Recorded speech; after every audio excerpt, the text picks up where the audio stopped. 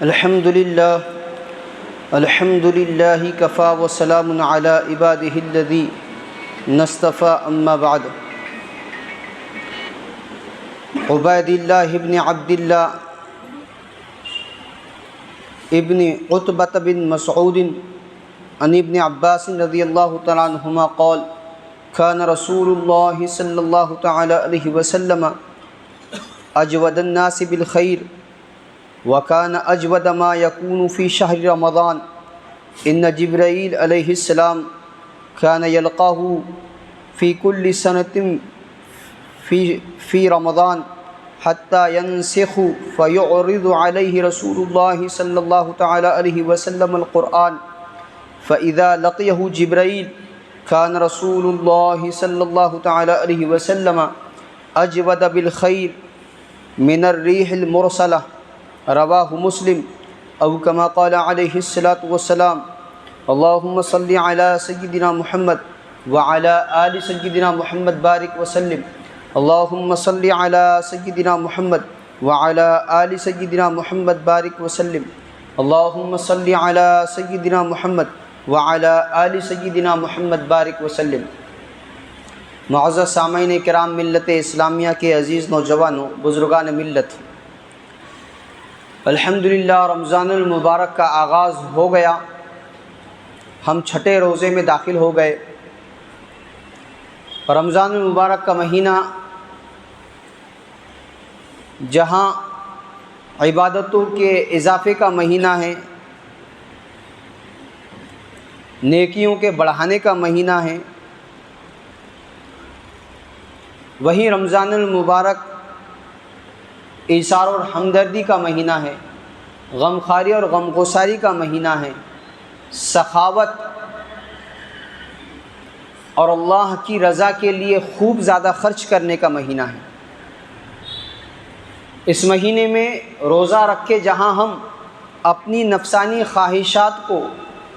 حیوانی خواہشات کو نورانی بناتے ہیں اور اپنے اندرون کو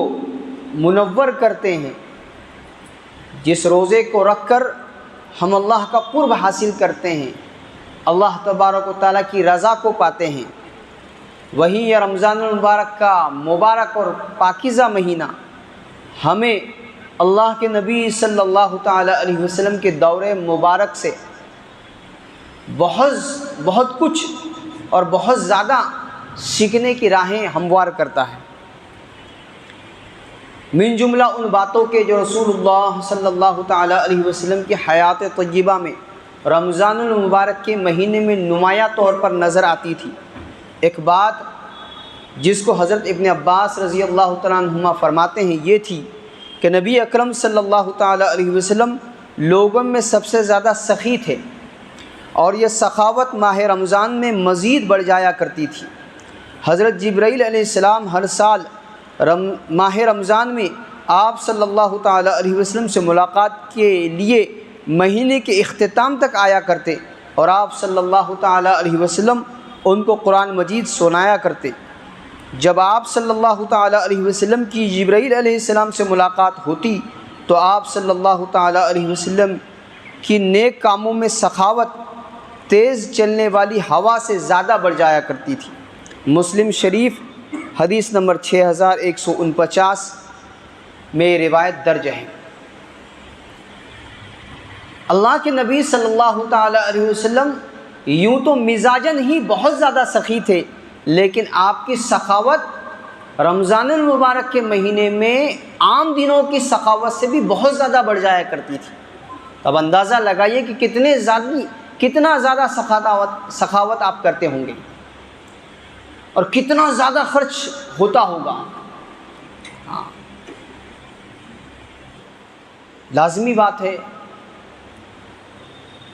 کہ اللہ تبارک و تعالیٰ کی جانب سے رمضان المبارک کے مہینے میں بندوں کے قلوب نرم کر دیے جاتے ہیں. عام دنوں میں جن چیزوں کی طرف بڑھنا، جن چیزوں کا کرنا بار معلوم ہوتا ہے، مشکل معلوم ہوتا ہے، آسانی کے ساتھ رمضان المبارک کے مہینے میں بندہ ان چیزوں کو کر بیٹھتا ہے.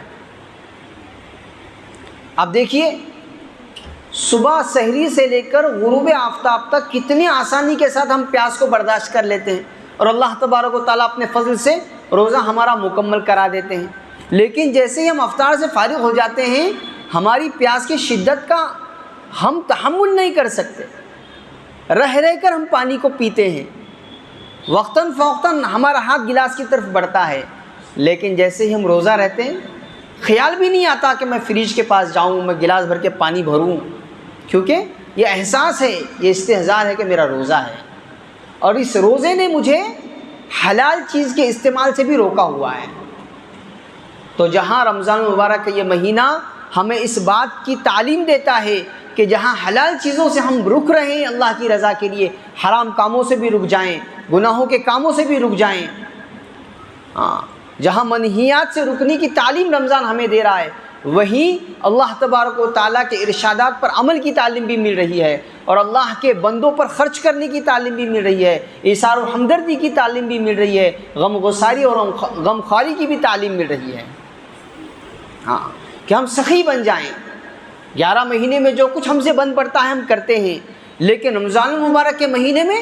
عام دنوں کے مقابلے میں بہت زیادہ ہم سخی بن جائیں، کہ یہ بھی ایک سنت ہے، یہ بھی ایک سنت ہے کہ اللہ کے نبی صلی اللہ تعالی علیہ وسلم کی سخاوت رمضان المبارک کے مہینے میں عام دنوں کے مقابلے میں بہت زیادہ بڑھ جایا کرتی تھی۔ تو ہم بھی اپنی سخاوت کو بڑھائیں، ہم بھی اپنے خرچ کو بڑھائیں، ہم بھی اللہ کے راستے میں خرچ کرنے کی مقدار کو عام دنوں کے مقابلے میں بڑھائیں، کہ ایک سنت پر ہمارا عمل ہو جائے گا۔ آپ دیکھ رہے ہیں الحمدللہ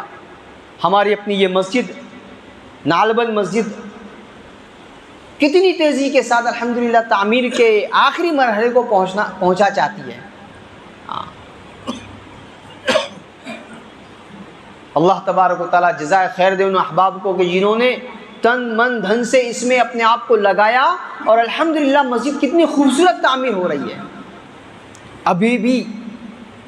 تعمیر مکمل نہیں ہوئی ہے، 7 سے 10 لاکھ کے بیچ کی رقم ہے جو ابھی بھی مسجد میں خرچ ہونی ہے، اور جس رقم سے مسجد کا کام مکمل ہونے کو ہے۔ جیسے اب تک الحمدللہ مسجد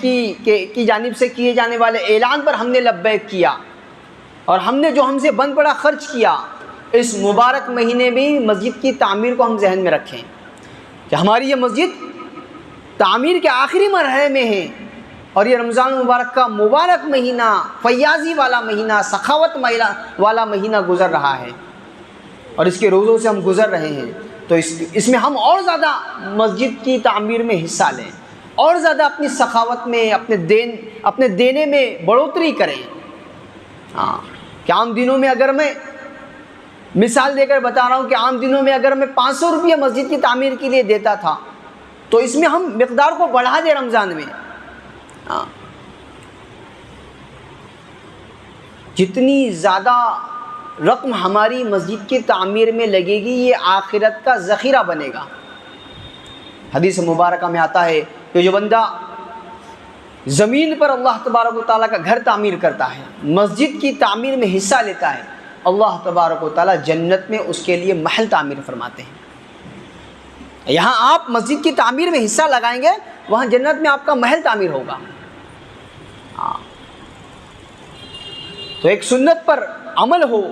کہ ہماری سخاوت میں بڑھوتری آ جائے، اضافہ ہو جائے، میں اور زیادہ مسجد کی اس تعمیر میں خرچ کروں، جہاں میں اپنے رشتہ داروں پر خرچ کروں، جہاں میں اپنے جاننے والوں پر خرچ کروں، ان کی ضرورتوں کا خیال رکھوں، وہیں اپنی مسجد کا بھی ہم خیال رکھیں۔ یہ ہماری مسجد ہے، ہمارا حق بنتا ہے کہ ہم اس کی تعمیر کریں۔